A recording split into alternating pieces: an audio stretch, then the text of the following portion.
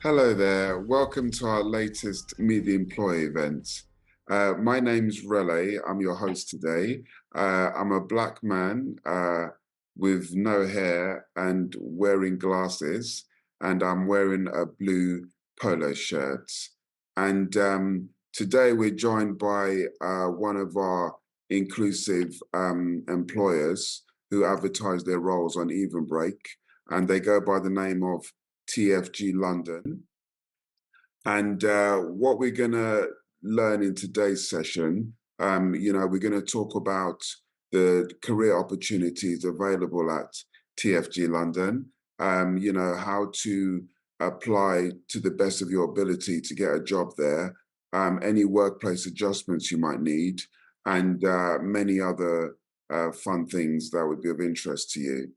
Um, you will have the opportunity to ask loads of questions. Any questions you have about working at TFG London, you can put them in the Q&A box, and we're going to go through those questions and answer them at the end of the session. Okay. Also, we are going to put this recording. This will be recorded, and it will go on our Career Hive.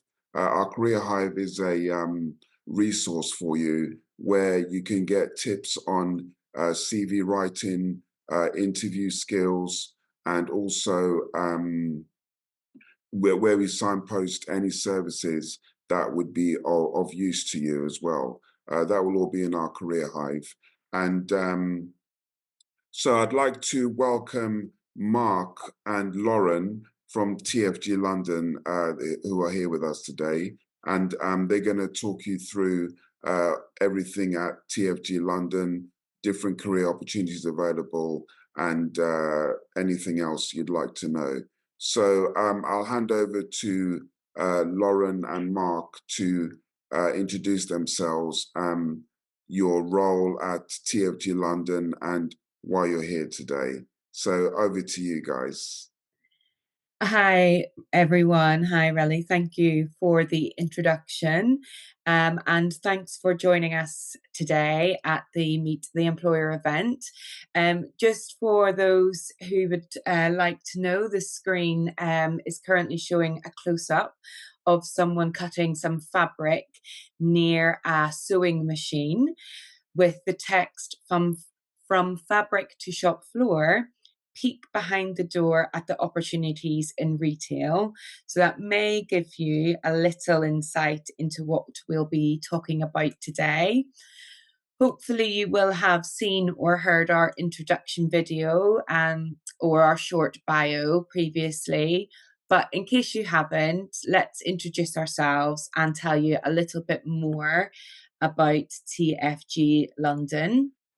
So I'll go first.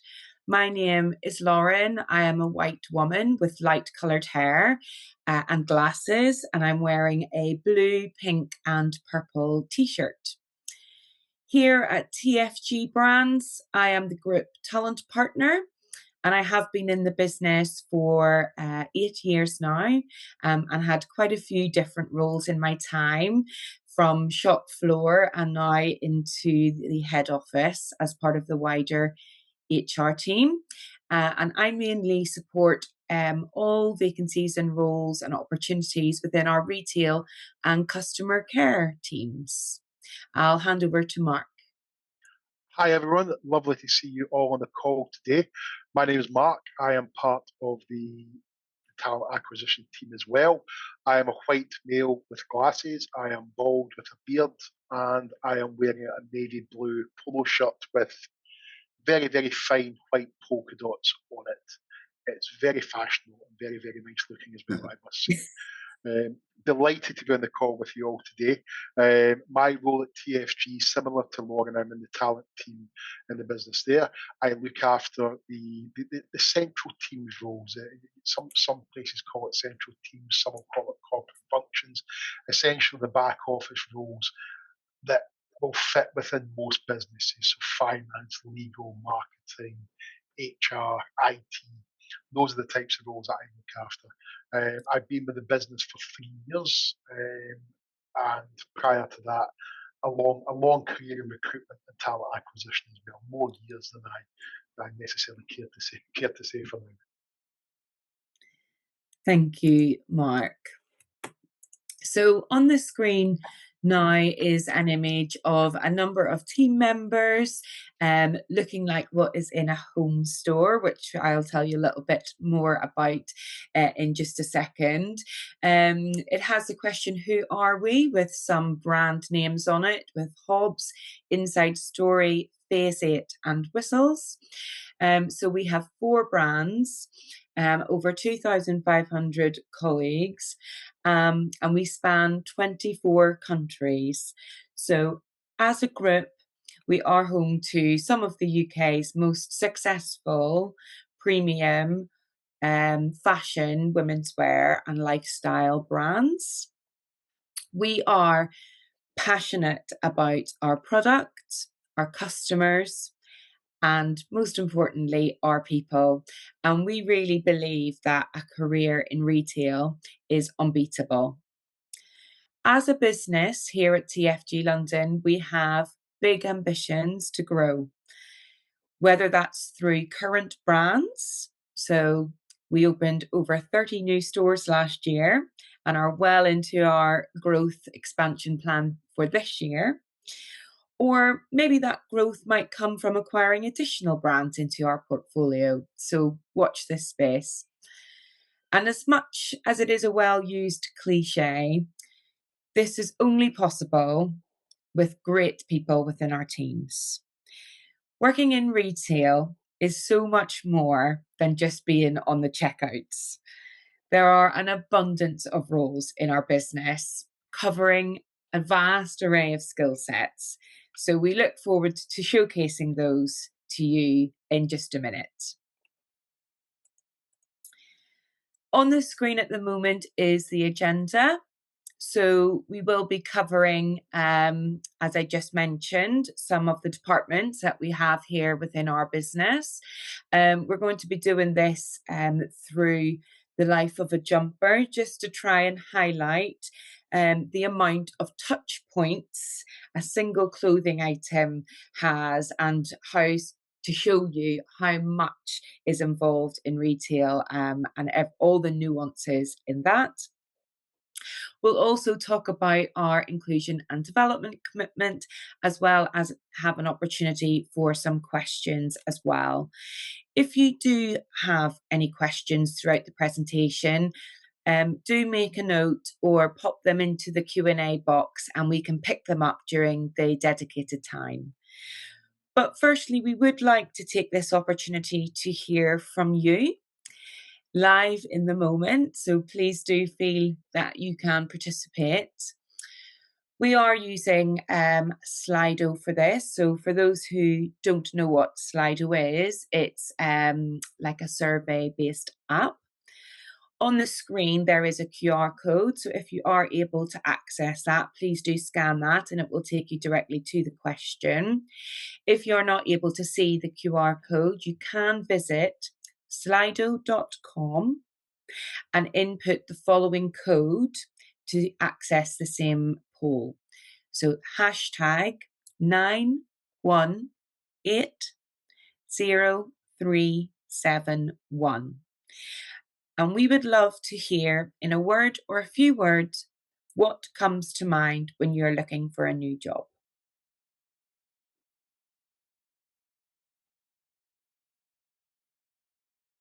Thanks, Lauren. So we move on to the next slide, the next stage, and that is the life of a jumper.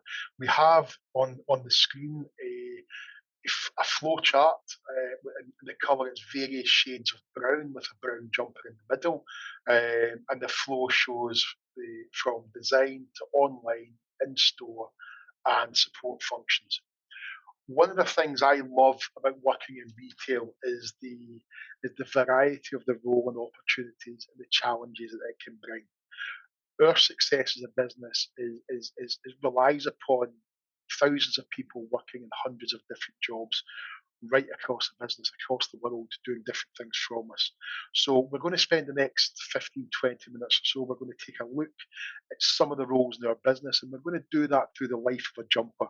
We're going to follow that jumper from its initial inception all the way to the shop floor and beyond, what happens after that as well. So I am going to start off with the design team, if we can go to the next slide. So we have a slide with the word design on that, and what this slide is looking at essentially the design and manufacture of our garments. We have 4 images on there. One image is a small image of somebody designing a dress. The second image is somebody holding various bits of fabric. The third image is somebody working on a yellow dress. They've got it looks like a tape measure around the waist, so that could be a belt. I'm not totally sure. And the fourth image is of a spreadsheet that has different coloured garments on there. So our product teams, which is where the design team sits, the jumper starts with an idea, with the collaboration and the expertise of multiple different people along the way.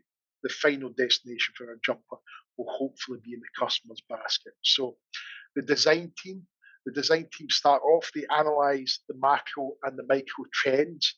The team then creates the initial collection that we hope will excite the customer. So that's just literally the drawing of the garment. This is what the garment is. This is what we want to look at, and you'll find as we go along, the other teams take that idea and tweak it a little bit as they go. We move on to the buying team. The buying teams can vary from business to business. Some businesses, the buying team will buy ready-made garments and ready to go on the shop floor. In our business, the buying team are responsible for purchasing the materials and organising the manufacture of the dress. We're a product-led business, which means design for manufacture. We sell our own garments. So the buying team essentially, they're working across the supply chain to make sure that we have the right materials at the right price. We're also looking from a social responsibility point of view to make sure that they're manufactured ethically and they fit in with our corporate social responsibility strategy within that as well. The garment technology team, the garment tech team, they bring that initial garment to life. So as I said, the design team essentially design and draw the garment. It's then up to the garment tech team, in this case for the jumper, to decide what that actually looks like. What is the fit like? Does it have any sequins? Where does the stitching go on the jumper? What type of cuff does it have? What type of collar? And everything and everything beyond that as well. So if you look at what you're wearing just now and look at the collars, look at the cuffs, look at where the stitching, the type of stitching, you will see you see it's very different. Everyone's got their own design, and that's what the garment tech team do. Our merchandising team, they are responsible for managing the volume of the product. In short, their job is to ensure that we have the right product in the right place at the right time, and we have the right volume of that product. So it's a very, very data-driven role. It's about monitoring trends and what's been selling and what hasn't, and feeding that back to the rest of the business and ensuring we have that there. There can be a fine art to that, a science to that, but getting it right is very, very important to the business so that we don't end up with excess stock, or worse, no stock left of a bestseller, which is just as bad. So the next slide, we're looking at what happens after the garment has been designed. We have the garment in hand and we're ready to go with that. So we have that there. That's done online. And again, there are 4 pictures on there. The first image is of a fashion magazine. The second image is of a desktop computer with a small tablet next to it.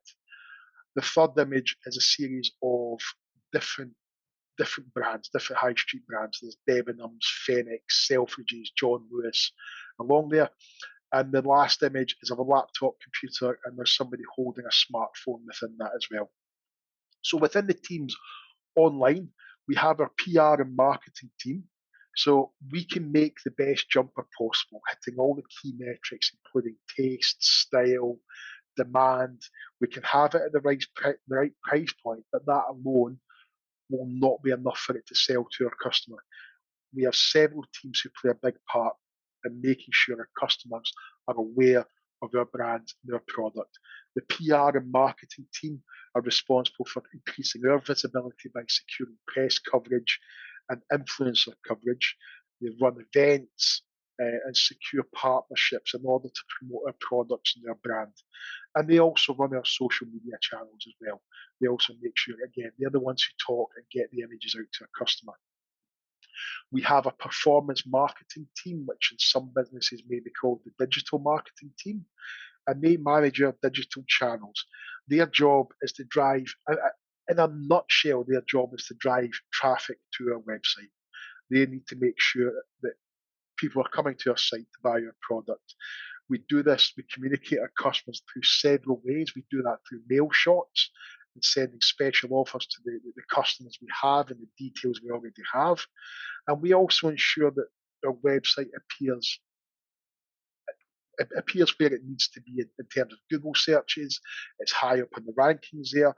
Or perhaps if you click on your social media channel, we use paid social adverts. So if you've liked anything with fashion in it, or you've liked anything with retail, you may see a dress come up, or it's the old myth that if you talk about a jumper, an advert for a jumper will appear. That may be your smartphone, it may be a myth. The e-commerce team, we move on for that. They work hand in hand with the digital marketing team. Now we have the e-commerce team themselves. It's their job to manage what happens when the customer gets to the website. So they are focusing on the customer journey on that site. It could be how many clicks, where products are positioned, and making sure product descriptions, etc., are correct on there as well. The last team on there that we want to talk about is our online partners team. They work with our e-commerce team and also with our merchandising team, and they work with our concession partners. So if you go into a John Lewis or a Phoenix or Selfridges, you'll see several different brands under the one roof within that department store. The online partners team are responsible for our presence on that website. So if we use Selfridges as an example, they want to make sure that our products have the correct description, we have the correct images for those products, and they're placed properly. They're also responsible for monitoring performance of the product, identifying the best sellers, identifying the slow sellers, and trying to work out what the reasoning for that is, if there's anything we need to do in order to keep the product selling well, or to reverse the slow trend on that. Sometimes it's just a bad product. Sometimes it's a great product and we don't have to do anything, it'll just keep on selling. And as a business, we have several staple products that year on year do very well. So moving on to the in-store team.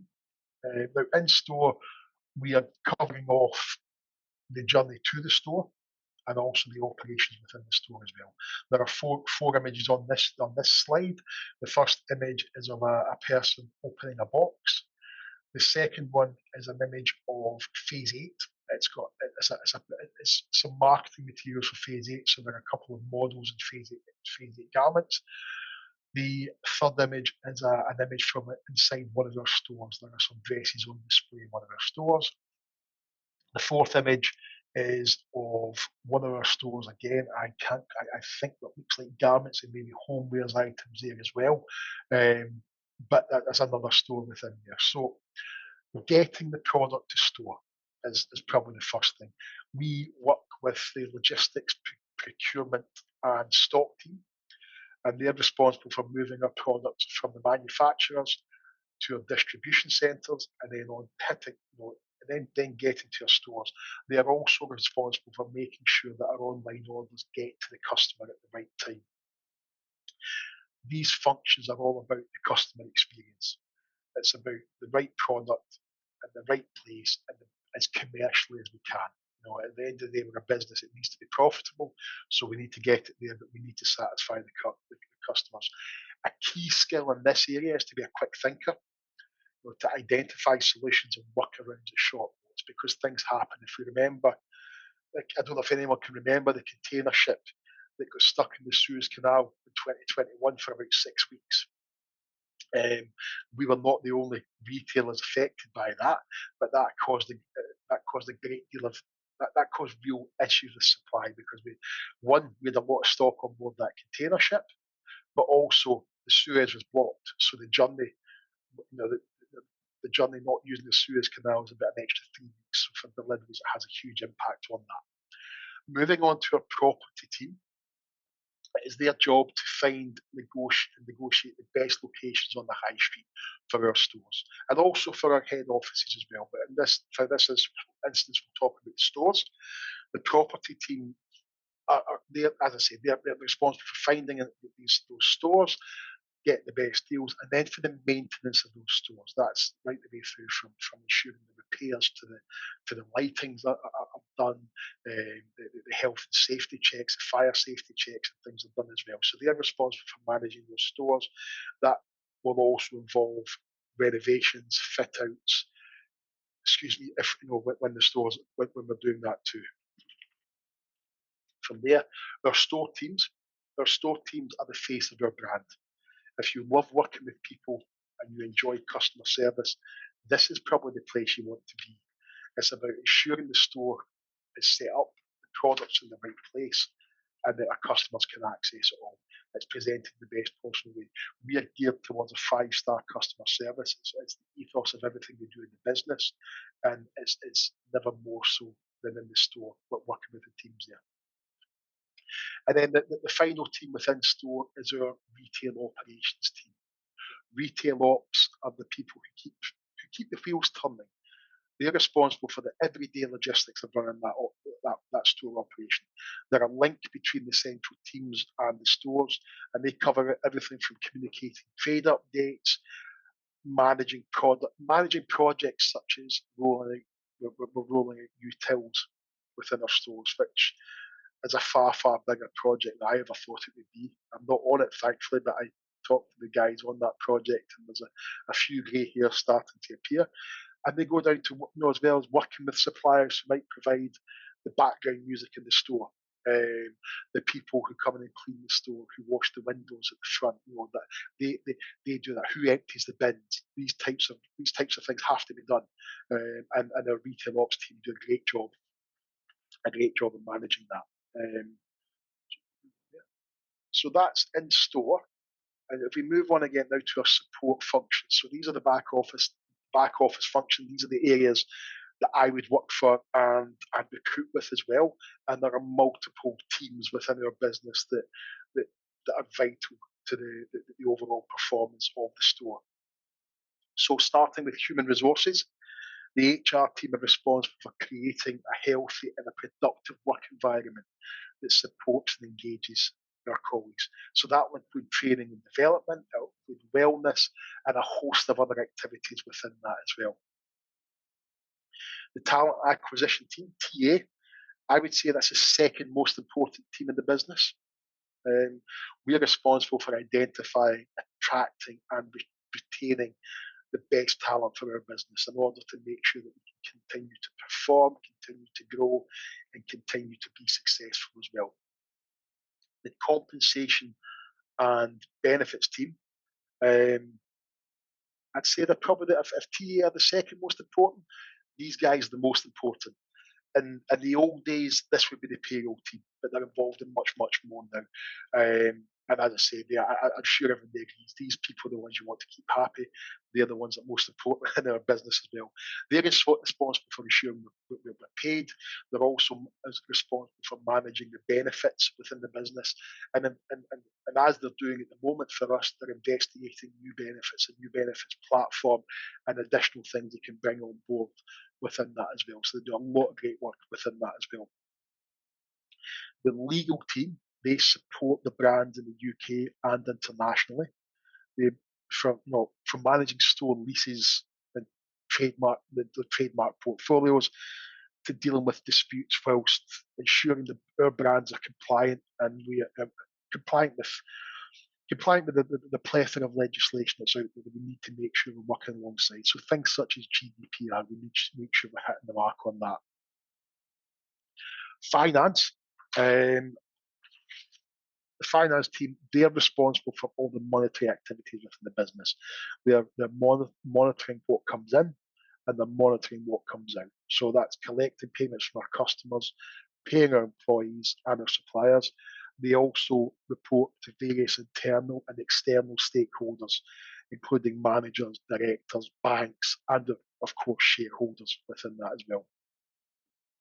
Looking at the CSR and the sustainability team, I mentioned CSR earlier on. We have a team dedicated to that. We have a strategy. We have an internal strategy around CSR, and the CSR team, they work with teams right across the business to ensure we're achieving that strategy, we're fulfilling our human rights, our responsibilities around labour rights and environmental responsibility as well. They'll also support the wider teams in achieving the business sustainability, achieving strategic goals, and advise on best practice within our industry. It's a very big area within most retail businesses, certainly in e-commerce, and certainly in fashion when it comes to manufacturing garments. Are we using the right materials? Are we using ethical cotton? Have we moved to polyester? What are we using? What impact does growing cotton have on the environment? And are we able to? And we are, by the way, are we able to make that more sustainable moving forward? And we do work with several partners around the world on that. Our IT team provides support to the head office teams and the retail teams, ensuring basic support around hardware, making sure your laptop works, making sure the till works in the store and the credit card machine works in there, but also building out the systems that support us within that as well. They are split into 3 teams, so split into support, infrastructure, and the EDI and data team to work on that. And the final support, one of the final support functions for this slide we're going to talk about is customer care. Again, we have a customer care team that works across all of our brands. They are responsible for the smooth and efficient handling of customer queries. It's really important that the customer gets a good experience anytime they come into contact with us, and our team do a great job there. Again, 5-star customer service is the voice, is the phrase of the day on that, if you like. They amplify our customers' voice to our business. They're on the front line. They get to hear what our customers think. They get the customers' feedback on what they like, and sometimes more important, what's not working, and they're able to provide that feedback and that insight to other teams in other areas of the business, which allows us to drive positive change across the business as well. So that was a very brief rundown of the business and around the teams in our business. If you do have questions around the teams, around the roles, please do pop them into the chat. There's a Q&A box at the bottom there. You can drop it in there. We'll be delighted to answer questions on that as well. As a business, from a personal point of view, and as a business, we are fiercely committed to inclusion and diversity. We have a slide here for I&D on there. There's 3 images on there. It's around attraction, adjustment, and learning is a focus of those slides.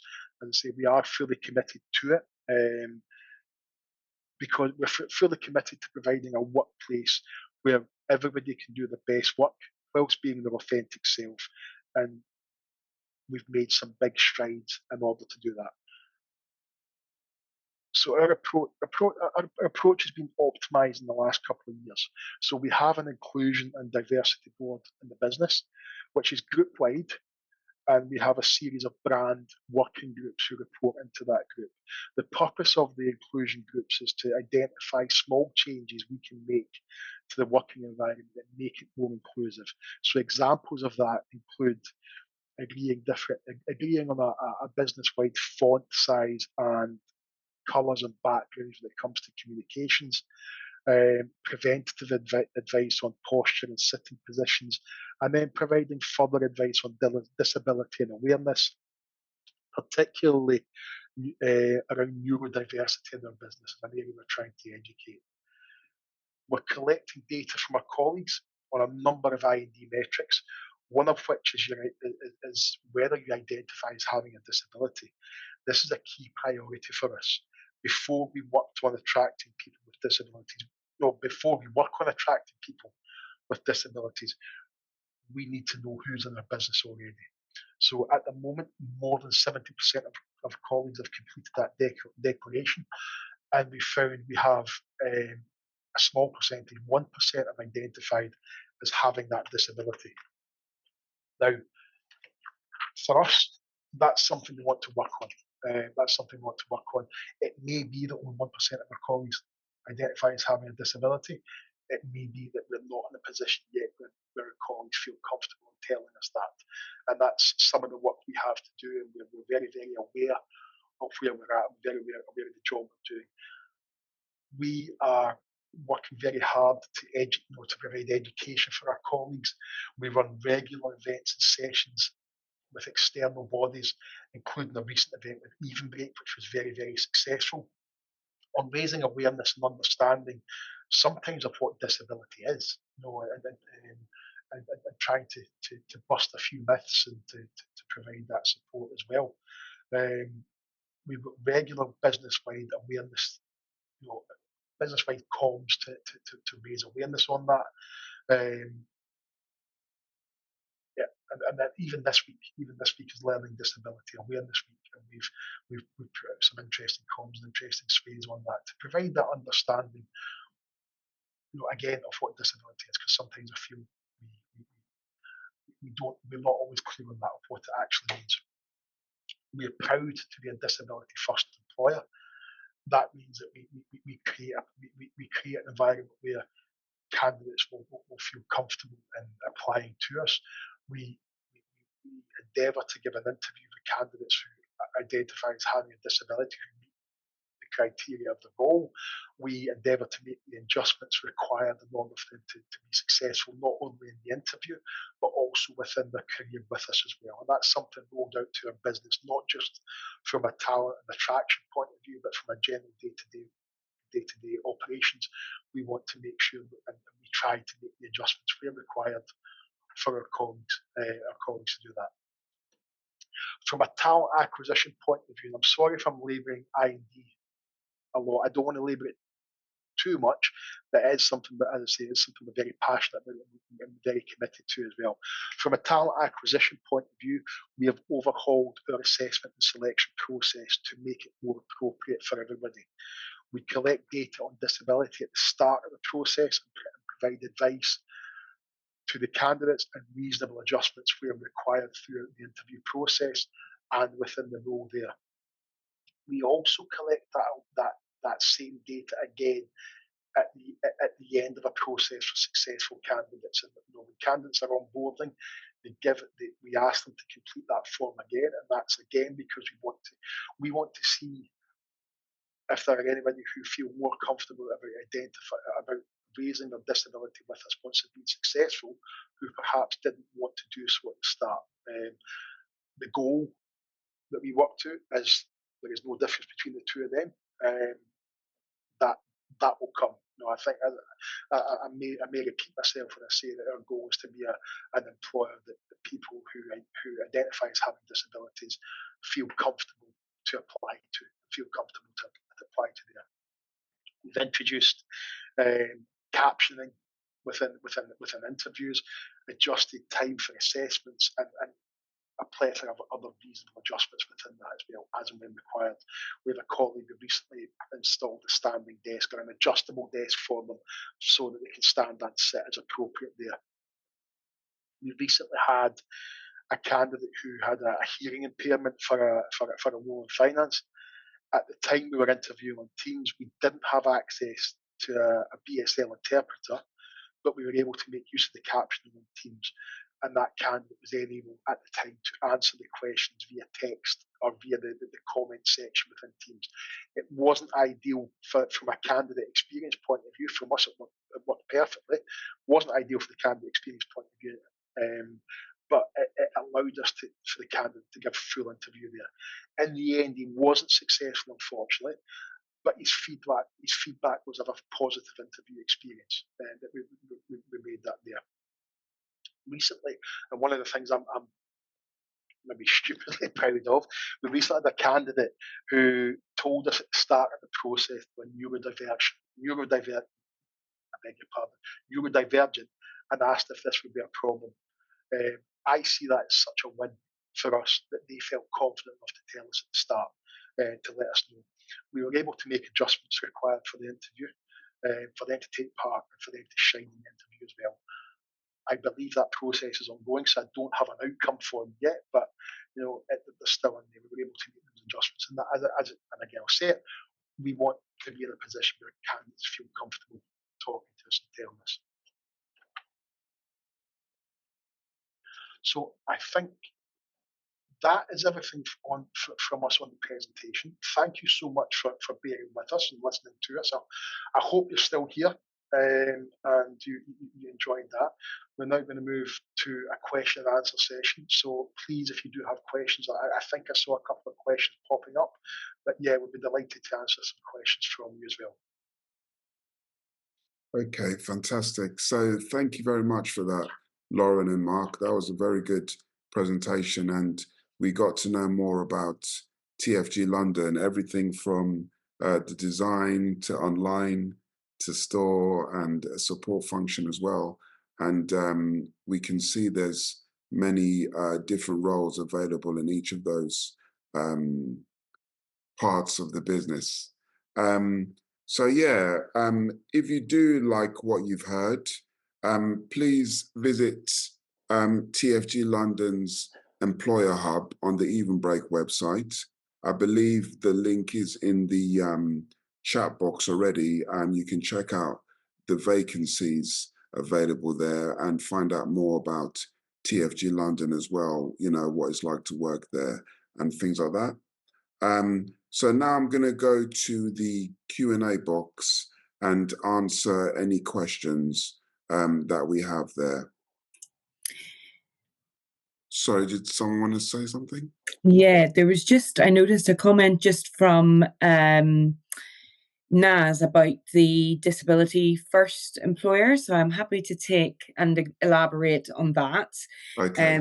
So the question is this a reference to a membership association or an accreditation, or an internal term used by us at TFG? So really good question, and we'd be delighted to share a little bit more information on that for you. So I think the term that we use is slightly different from the actual accreditation, but it is a certificate, a nationwide and a disability known certificate, and we are disability confident. So if you wanted to look it up, do look up disability confident, or hashtag disability confident. It's a government accreditation. So we are disability confident committed status. So there are different levels as well within that. So we are committed, and what that means, and I can give a full rundown of what that means and what our certificate and accreditation relates to. So that means at TFG Brands here, we ensure our recruitment process is inclusive and accessible. And I know Mark touched on a few points there of how we do that. Communicating and promoting vacancies, and that's why we're always so proud of our partnership with Evenbreak. Offering interviews to disabled people who meet kind of criteria for the job. Anticipating and providing reasonable adjustments when required. Supporting existing employees who acquire a disability or a long-term health condition, enabling them to stay and work, and different kind of other little nuances like that. But ultimately, those are the big players as to what enables us to be able to be disability confident, committed, accredited. So I hope that answers. It's not an internal term, it is an actual government accreditation, and you can find out more at www.gov.uk/disability-confident. Thank you, Lauren. Very detailed answer there. That was really good. Thanks for that. Okay, I'll just move on to another question in the Q&A box.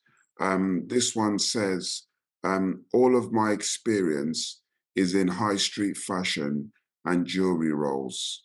I'm interested in the buying admin assistant role, but I have no buying experience. How do I overcome this when applying? Don't know who'd like to take that one.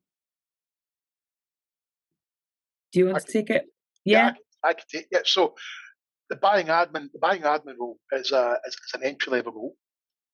They are very competitive. It's worth saying just now that they are competitive, but experience is not necessarily the key requirement for that. I beg your pardon. Sorry, my phone went off there. I'm sorry. I'm glad we're not doing an interview tips webinar, because that would have been even more embarrassing. I beg your pardon. So the buying admin role, as a business as a whole as well, we hire for skills rather than specific experience. So I would say if you want to get into a buying admin role, the first thing I would say, you have to understand what buying is and what's involved with that. Having high street fashion experience is great because you have an understanding of the product. And I say that as somebody, and I apologise, I'm going to say this, tell this the same line I always use. I've been with the business 3 years and I still don't really know the difference between a jersey and a jumper. So I'm probably not the person for that, but in the fashion, working in high street fashion, you have an understanding of the product. So there are some skills that can be transferred into that role straight away. It's understanding what the buying role involves and thinking about where your skills are, where there's perhaps a skills gap to bridge and how you want to do that. It may be that you can come in and be successful from that role, or it may be the best route is to have a look at additional study if you can to cover some of those skills. But it's not a barrier. Coming from the background you've got the majority of the skills already. It may be just honing another couple of skills to get there.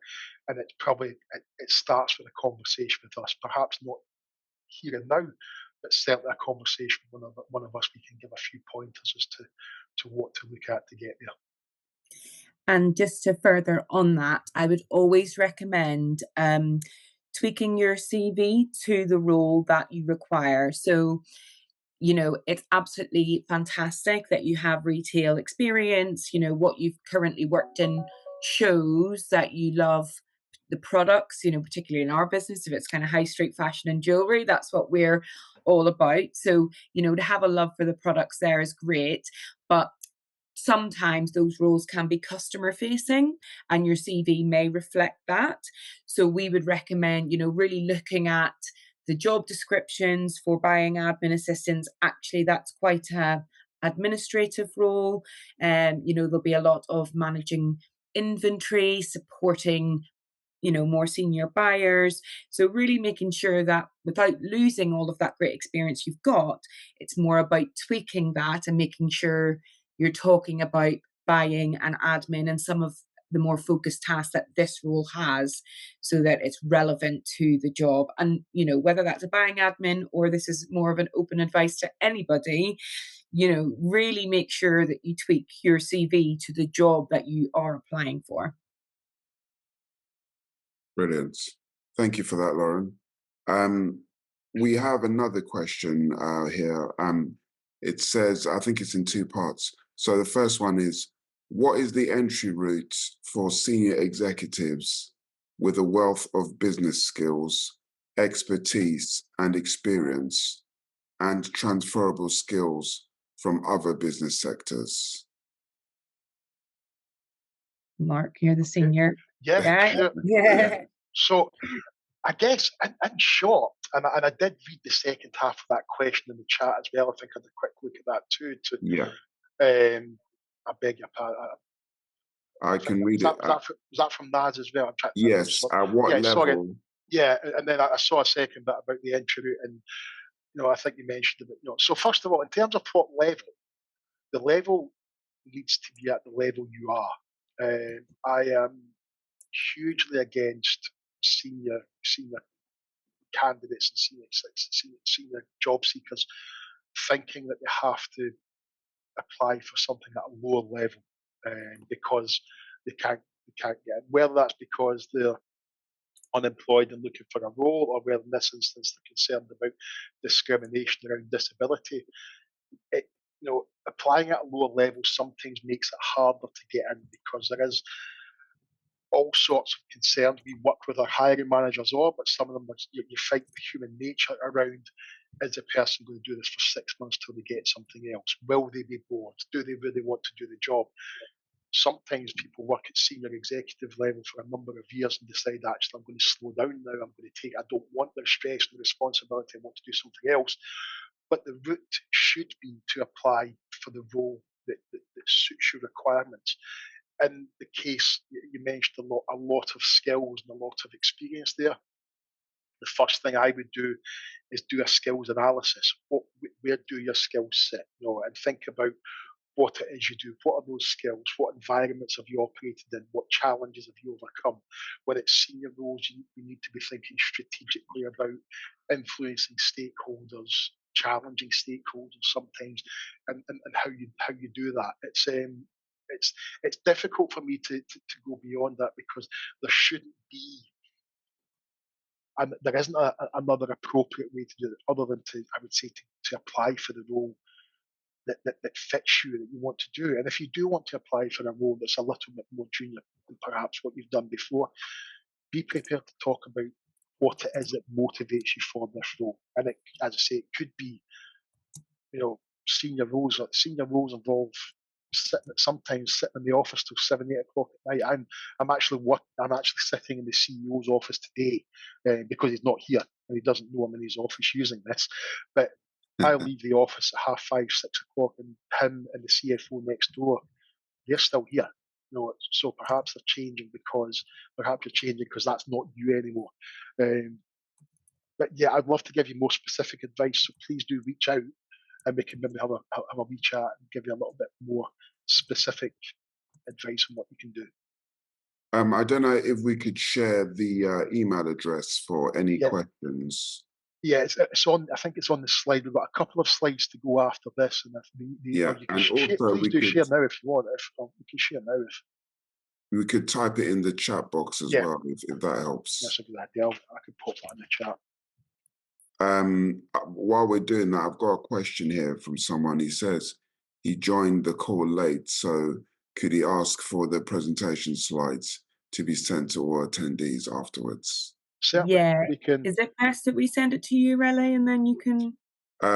Yes, we can do that. Yeah, if you send it to me, I'll arrange for it to be sent out to everyone who registered for this.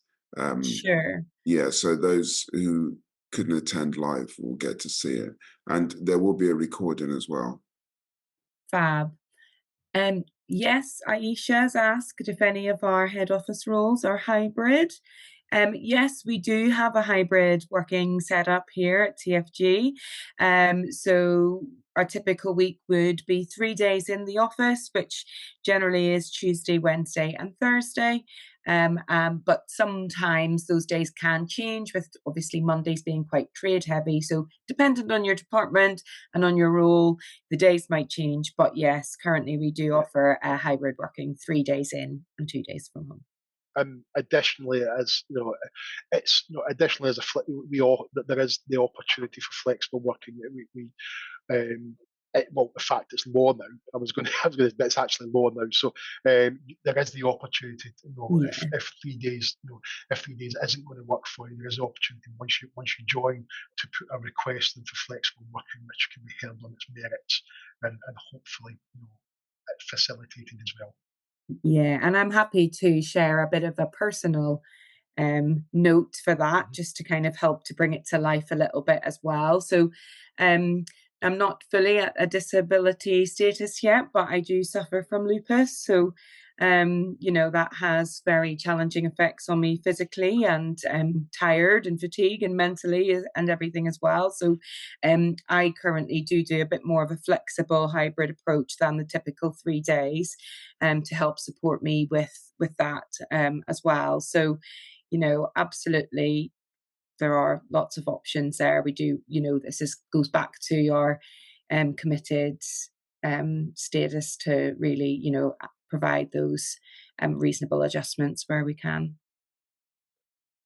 Fantastic. Thank you, Lauren, for sharing that personal story with us. Really appreciate that. That's good.